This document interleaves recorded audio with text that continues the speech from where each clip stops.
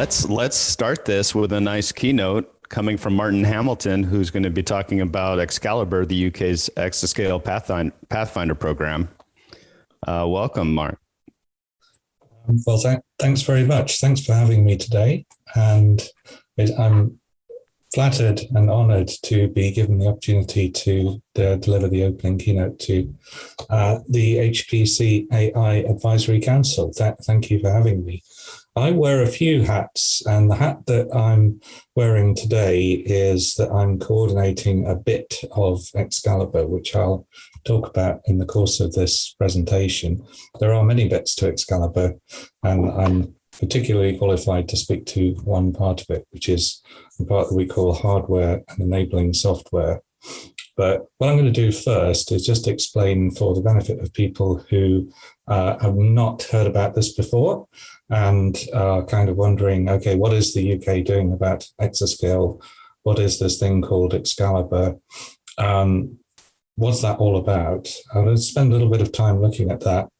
Then I'll talk about hardware and enabling software, which is our kind of testbed initiative. And I'll close by talking about where it could go next. So 3 bits. I like to do talks in chunks of 3. So let's have a look at part 1. So part 1 is really just kind of working backwards from where we are now to a couple of years ago. Also looking forward a little bit. So in Parliament earlier this year, we had the Science Minister say, okay, well, we're actually in the UK, we're going to deploy, our aspiration is to deploy an exascale supercomputer by 2025. Now that didn't come from nowhere.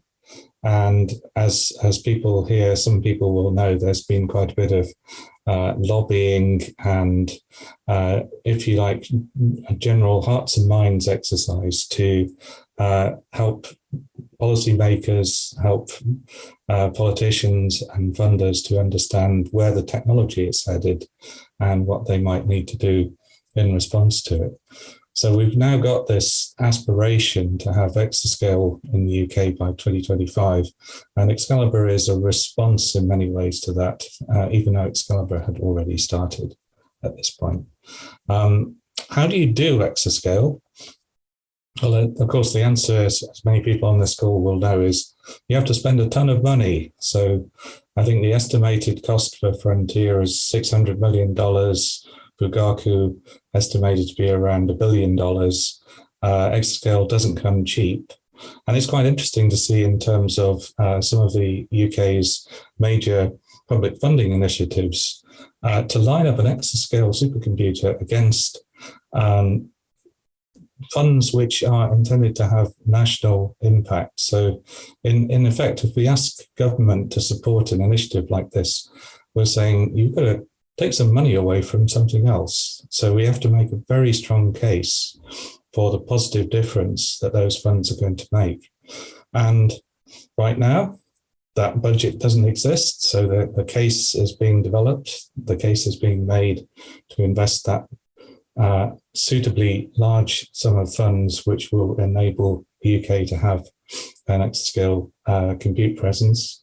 What we're doing right now is we're tapping into a little bit of the thing on the left here, the Strategic Priorities Fund, which is supporting Excalibur. So Excalibur is a little bit of a Pathfinder initiative. It's about charting a path towards UK exascale.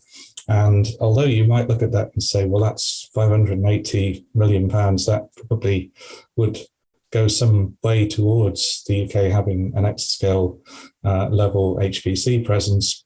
Not quite, because Excalibur is only a small part of that.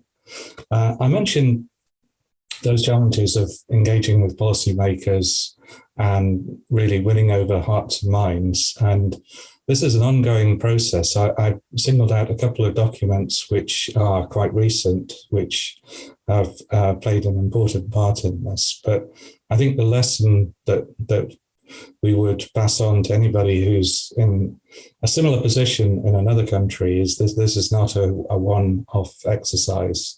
It's a journey. It's a journey that you have to go on together with your policymakers. It's a journey where you may not quite know what the destination is when you begin.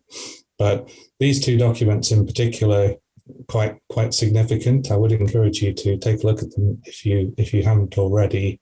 One which I didn't have room for, which is also a good read, and I will pop in a link in the chat, is the Research Software Engineer Knowledge Integration Landscape Review, which is all about how do we help research software engineers to get the appropriate levels of skills and experience that will help them to principally to engage with exascale level systems and to support researchers in porting their codes and understanding the performance of their codes on these new systems. So I'll pop a link to that in the chat.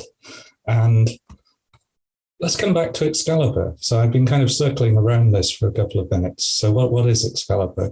It's not 600 million or anything like it, but it is a sizable chunk of money. It's 45.7 million from that first bucket that I pointed you to, the Strategic Priorities Fund. And unlike many of these kinds of initiatives, it's not led by a single organisation. So UK Research and Innovation is the new name for the UK's research councils, but they're doing this in collaboration with the Met Office and with the UK Atomic Energy Authority. So two of the biggest civil users of compute in the UK. And what we've got here is a 5-year program. So again, this is something which is a little bit unusual. So it's unusual in the sense that we've got these organizations coming together to run it. It's also unusual in the sense that this is not a sort of fire and forget exercise. It's not a one-off, 1-year initiative. It's actually a concerted effort over a period of 5 years. So I think that's quite significant. However, the primary focus of Excalibur is on software and algorithms. So we're looking at things like simulation of weather systems, simulation of things like the tokamak reactor that you can see, the fusion reactor in the image on the slide. And actually only 10% of the Excalibur budget is looking at the bit that I'm here really to talk about, which is hardware and enabling software, the novel systems, the novel combinations of hardware and software that we might start to see in the exascale and pre-exascale systems of the near future. So but for me, this is quite an interesting thing because we've gone down from, let's pick the biggest number. So if you want a system of the scale of Fugaku, let's imagine that you're going to put $1 billion into it.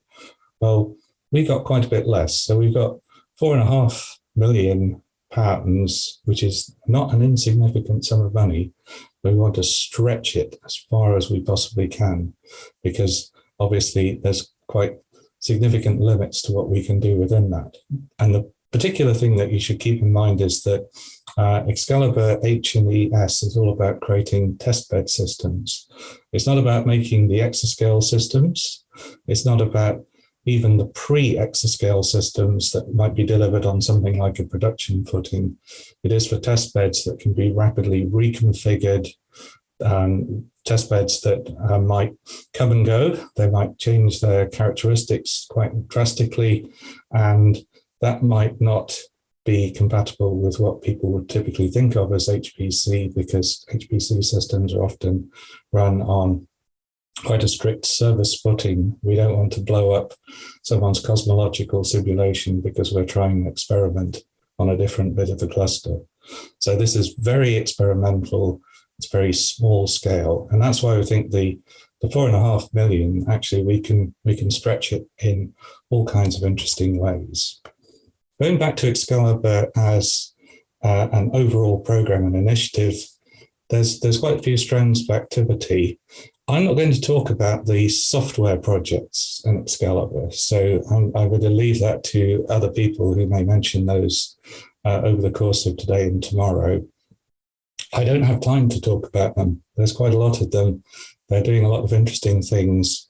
You can find out more about them on the Excalibur website, which we'll pop a link to in the chat. And I've also got it at the end of the slides as an aid memoir. But what's key to think about here is Excalibur as an initiative. As I said before, only a small part of this is about actual testbeds of hardware, what those future systems might look like. But those future system testbeds are there to be used by the software projects. They're there to be used by research software engineers who are trying to understand what will the system after the one I'm using today look like? How will that work? What will I need to change? How will I drive it? What modifications might we need to the code that our researchers have written? So the testbeds that we're creating for Excalibur are very much intended to be used by software projects that the program has funded, and they're very much intended to inform the direction of travel that the codes that the UK scientific community has decided are absolutely central, how those codes evolve and develop. So we're hoping that it will be a nice kind of virtuous circle. But I said I'm here to talk mainly about hardware and enabling software. And this is a wonderful picture of one of the components of H&ES. So this, for those of you who've not seen it, this is the Cerebras wafer scale engine. This is the actual wafer. And I think this is a good example of the kind of novel technology that you come across in H&ES. Some of it is systems and products that you just won't find on general access. You might not know anybody who has one. You might not be able to get access to them at all because they've not been released to general availability yet. And then there are systems like this, which are available in shops. This is available in shops. It's a little bit pricey. And what we've done is bought into a share of a Cerebras system, which lives in Edinburgh Parallel Computing Centre. The wafer scale engine, I think, is a nice one to explain to a layperson, because you can say, look, normally we build chips on wafers and then we chop the wafer up, and each chip is its own thing. What if we didn't do that? What if we just kept them on a wafer? What new things could we do? What would performance look like? But the truth of this is the wafer scale engine and many of the other test beds that we've created for H&ES, there's a little bit of a paradigm shift involved. This is really an AI accelerator. And so there's a big question underlying a lot of the stuff I've just been talking about. The transition to exascale may also involve, for some people, quite a profound change in the tools and the technologies that they use. And it's quite easy to say, oh, go away and learn about TensorFlow, go away and learn about PyTorch, go and think about how your Fortran code could port to use AI techniques. It's very easy to say that. I just did, but it's a little bit harder to do it. So what is Excalibur hardware and enabling software? I talked about test beds. It's a small program, but we're managing to fund quite a few testbed projects through it. It's doing annual open calls. So if you're interested in submitting to an open call, I'm afraid you've only got a couple of days because the next open call closes on Friday. However, there'll be another one next autumn. So what we're aiming to do is to create a series of testbeds which provide access to novel hardware and software on a small scale, but that can include things like compilers, debuggers, schedulers, profiling tools. So when you think of a testbed, you might think of it as being purely hardware. And what we're trying to do with H&ES is take a more holistic view. And we're also, as a core part of H&ES, doing some work on benchmarking at exascale. I'm not going to talk about that today because we have my colleague, Electra, who's going to follow me up. So this is going to be a bit of a double-handed presentation, and she's going to talk about the benchmarking side of things. So I'm going to leave that one for now, other than to say, I think benchmarking is hugely important in this space, because what we've tended to do is look at benchmarks in terms of things like LinPack and flops and artificial examples of performance. And what we're trying to do with H&ES, and you'll hear more about this very shortly, is look at the real science use cases, look at what people are really doing, and try and abstract away useful benchmarks from that code, so proxies, mini apps, and so on. And we're trying not to reinvent the wheel. So if someone else has done something that we can pick up on and reuse, we will. So H&ES as a program reports into the overall Excalibur initiative via its steering committee. And we're very honoured to have Professor Simon McIntosh-Smith, who many of you will know, chairing the delivery board for H&ES. Simon and Jeremy Yates from UCL, who many of you may know, are joint program leads. So I'm the person who herds the cats, and Simon and Jeremy are the people who organise and steer the overall direction of travel of the program. And we're also very honoured to have David Lacombo from ARM chair our technology providers panel, which is where we have industry representation for the program, and John Taylor from Stack HPC and the SKA program, who is heading up our technical working group. The technical working groups are a key component of Excalibur H&ES, because it's where we track progress on all these benchmark projects, and our benchmarking project and the testbed projects that have been funded.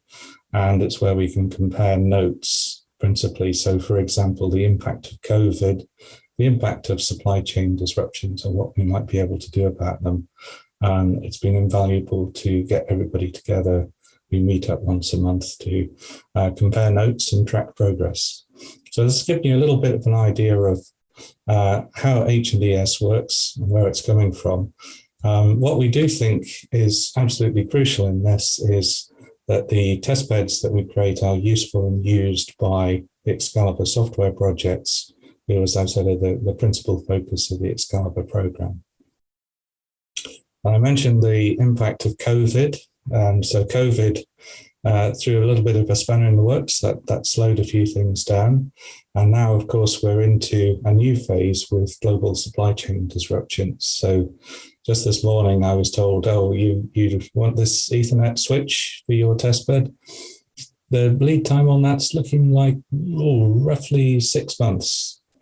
So in any time-limited program, delays of that nature could be quite significant. One of the things that we've been doing is looking at how we can work with technology providers to get remote access to systems and find new and novel ways of creating and maintaining those test beds so that the program of work that a project has set out can successfully be concluded. And I won't say any more about benchmarking because we have my colleague following up on this talk. But I will say a couple of words about test beds. So this little table gives you a breakdown of the test beds that the program has supported so far. And I'm not going to read this out because it would take too long.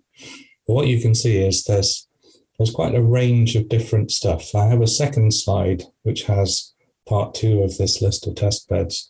And what you'll see is some novel hardware. There's some hardware, in fact, Next Silicon's hardware. We can't even talk about that because that's still under non-disclosure. So you'll hear more about that once they go out of stealth mode and formally launch their product. Some of the technology that we've got embodied in test beds, and remember that most of these have come from open call responses. So we've invited the community to propose test beds. Some of them are simply technologies that you would struggle to get access to in that sort of experimental context. Interesting combinations of CPUs and GPUs. In some cases, the test beds don't involve hardware at all. So you can see the in situ visualization project at Cambridge, which is focusing on, when I talked about enabling software, it's focusing on things like Osprey, which many of you will be familiar with, key piece of enabling software. And the goal is to make sure that that is exascale ready. So this gives you a little bit of a flavor. I'll show you my second slide. This will very shortly be incomplete because we'll have a new round of projects which will be funded from this autumn's open call. So if there's anybody on the call who's frantically working away on a proposal which is due for the deadline on Friday, get down to it. We're really looking forward to seeing those proposals.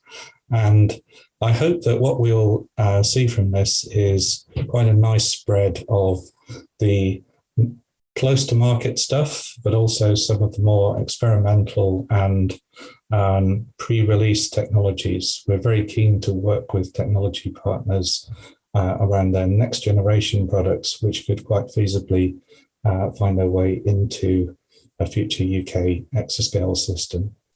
So I showed you a few of those characteristics of those test beds. I put a slide here to round them up, and really this is a kind of brief summary, but you can see that often when we look at HPC, we think about it in terms of perhaps the CPUs first and foremost. We think about flops, and in the last few years, of course, we've increasingly been thinking about accelerators, and we've been looking at AI benchmarks, for instance, on GPUs. Now we have AI accelerators. They're not GPUs. They're specifically focused on AI, and maybe some accelerators that are even more niche. And I'll dangle that thought there because I can't say any more at this point about those accelerators. But we're also looking at programmable interconnects. So all of a sudden, the HPC space, what we consider an HPC system, an awful lot more of it is becoming programmable. And also when we think about performance, when we think about exascale systems, the role of I/O in those is going to be absolutely crucial. So you'll hear more tomorrow from Paul Kalaja about the work that they've been doing at Cambridge, but exascale requires a different approach, I'm going to suggest, to file systems, data storage, and Paul and his team are trailblazing to a significant extent there. And then, as I said before, enabling software includes compilers, debuggers, profilers, and some of those other tools that we talked about earlier. So this is a holistic program. It's not just about setting up some small clusters and letting people loose on them. It's really meant to probe and push at the boundaries. And bonus, as I said before, this includes new paradigms. So the whole idea that you're going to perhaps port your code to an AI-focused accelerator, this is a new thing for a lot of people. And I think we need to keep in mind, a lot of people are still getting their heads around GPUs. We've started to build GPUs into the clusters that we're releasing to people, but that's still quite new technology for a lot of them. When we get into programmable interconnects, when we get into dedicated AI accelerators, this is 2 steps beyond where a lot of our users are. So those paradigms really are going to be quite new and strange for a lot of them. And I've got a couple of graphics on the side just to remind me that the hardware is, of course, absolutely foundational to this, but the software, the image at the bottom is an image from the in situ visualization project's work. We shouldn't forget about the software. The software is hugely important. Don't stop at the tooling. There's all sorts of layers of software below the actual applications that people run on a daily basis, and all of those, the performance of them, the characteristics of them, will come under a spotlight increasingly as we move towards exascale. And I mentioned the technology providers panel. We're really delighted to have so many technology providers collaborating on Excalibur. It's been great to see how interested people are in joining the club and sharing their expertise. And in many cases, we've had significant contributions from technology partners. When I talked earlier on about stretching the budget, making this thing go as far as possible, then we couldn't do it without the collaboration, the active collaboration of the companies that you see here. And there's a few others. My slide doesn't have as many logos on yet as Gilad's, but I think by the end of the program, it will probably be neck and neck. So we're really delighted to have all that interest from the industry in the program. And we've also had a little bit of media coverage. And I think this is quite fascinating in terms of how things can get spun in the media. The media coverage that we've had so far for H&ES has been pretty much on the ball. So as you might expect from publications like HPC Wire and Inside HPC, I'm kind of waiting for the first conspiracy theory involving these supercomputers and what they could be used for. But so far, we've managed to escape conspiracy theory thinking.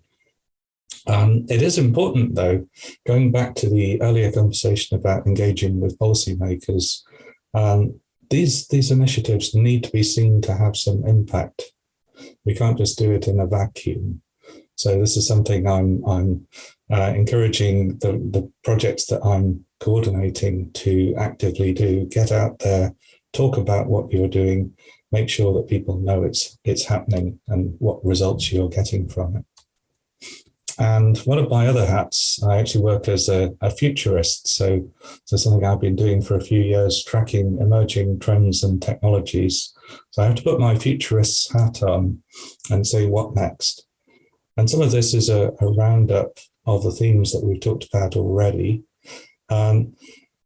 What is going to happen here? We're going to have some of the test beds that we've set up already will continue to be available. There'll be some additional test beds. And the Excalibur software program is making very good progress. So if everything comes together, we'll have representatives of next generation hardware and software that those Excalibur software projects and other research initiatives around the sector can plug into. We've also got further funding calls from the Excalibur program. So that 45 million, it's not all spent yet. And I mentioned the research software engineering side of things earlier on. There's an opportunity which has just gone live, which UK folk might be interested in, around knowledge integration. So this is all about how do we train people? How do we get the necessary skills and expertise distributed as widely as possible so that all of these changes, the changes of paradigms that I mentioned, people are actually prepared for them. So that is a live opportunity. If anybody's interested, you've got a couple of months, I think, to get your submissions in. What's next for UK Exascale? I talked in the beginning about how Exascale costs lots of money, and this individual project, Excalibur, and the test beds component of it, really that's a drop in the ocean compared with what it costs to really get going with serious Exascale level systems. So the answer to that is there's some work going on to do some design study simulations. So let's start to map out what these systems might look like. Really important questions like, how much electricity are you going to use? How are you going to cool the thing? I think somebody mentioned in the chat, can we power these systems off renewable energy? And there is an HPC system that HPE have in the States, which is powered entirely by solar. It's an existence proof of sorts, but not on the same scale that we're thinking about here. And from that, what we hope we'll see is a roadmap and plan emerge that will show us how we can get to exascale for the UK by 2025. And to say that, it's easy to say that, but the clock is ticking. So let's see how we do. But I think that what we've managed to achieve so far, it's giving me a reasonable degree of confidence that we can pull together all the necessary information and learnings. I think learning is really key to this because there are other people who've been on this journey already. And what I'm keen to do is to see that we in the UK learn from what folk have done in America with ECP. We learn from Euro HPC. We learn from the Fugaku exercise. And some of the learnings that Mark talked about just now are really highly relevant. So co-design of systems with technology partners. This isn't a procurement. You don't just go out to the shops and say, I'd like an exascale supercomputer, please. Increasingly, what people are looking for is cloud presentation. So we want to be able to reconfigure these things. We want to bring containers to them. And it's become clear that that's now a foundational concept for the next generation supercomputers that people will be putting in. We need to benchmark and design against the science community use cases. So as I said before, LINPACK scores may be interesting, but they don't necessarily reflect how these systems are actually used.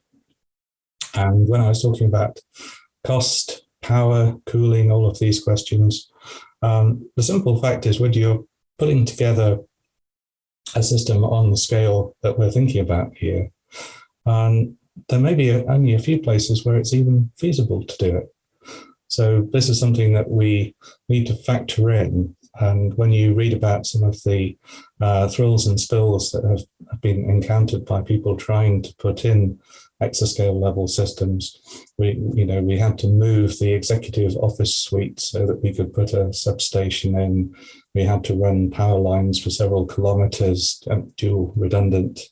All of these things, they're not trivial, they're not cheap. Some of them can be quite disruptive, and some of them probably limit the feasible locations and configurations for the systems that we might envisage. And that's my closing shot here is, I said systems, and I think that is probably one final key point. Is it a system or is it an ecosystem, let's say? And I think that question, which will fall out of the science community use cases, it will fall out of the benchmarking, it will fall out of how those Excalibur software projects use the test beds. I think that will be really probably the most profound aspect of the UK's exascale program. Are we talking about one big machine, or are we talking perhaps about an ecosystem of machines like the ones that Mark has introduced us to with Dirac 3, which have particular specialisms and optimizations? So the jury is out. There's still a way to go on Excalibur. I hope this has been a useful quick tour around what it is, where it's coming from, and a little bit of a look at where it could be going.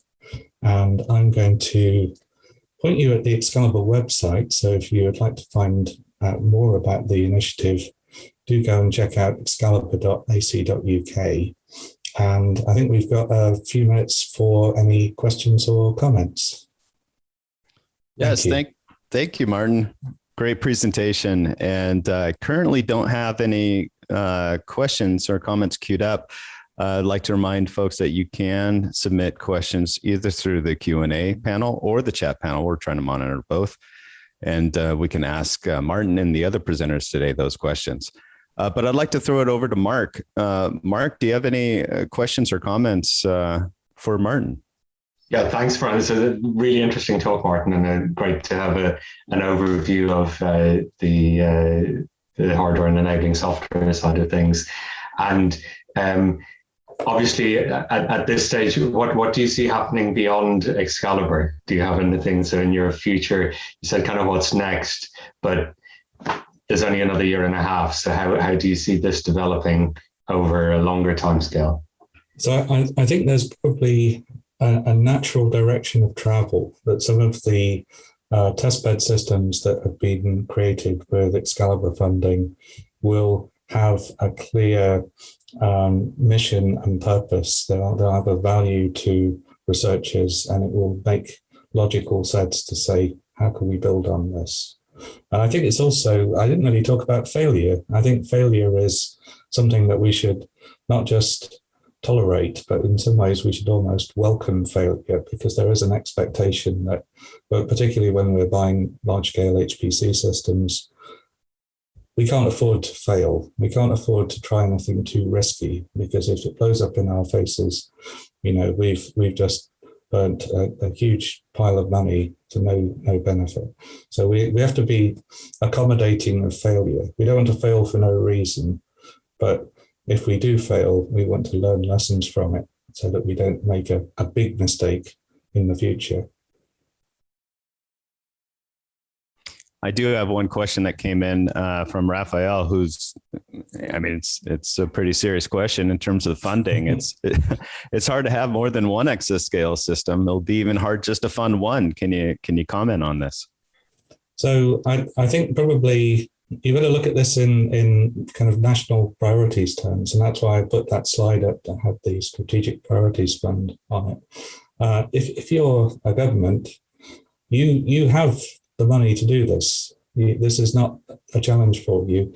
What you maybe don't have is an understanding of whether it's useful, what it will deliver. And I hope that's what documents like the science case, if you take a look at that, I think you'll find it's quite persuasive. If I was a policymaker, I would be looking for that information. I would be looking to say, well, okay, I'm going to spend perhaps the Met Office reckon it will be about 1.2 billion. We're going to spend 1.2 billion on a new machine. What's that going to do for us? And what benefits will that deliver? And I think the science community and technology providers should be poised and ready to expect those questions, because they will come. It's not enough to just say, oh, everything's getting a bit bigger and faster and I'm going to need, a substation or a whole power station to drive this thing. What's it going to deliver? What are the benefits and what are the alternative approaches? These are all quite valid questions, I think. Okay, thank you. That's currently what I have in the queue. Although I do have something here in terms of someone wanting to know more about FPGAs, but I don't know if that's something you want to go into right now. We can be here all afternoon. Yeah, exactly. What I can do, I'll pop a link to the FPGA testbed in the chat. So you'll find out quite a bit more there, and hopefully it will answer any questions that you might have. Perfect. Thank you, Martin. Appreciate it. Thank you. Great to be here today.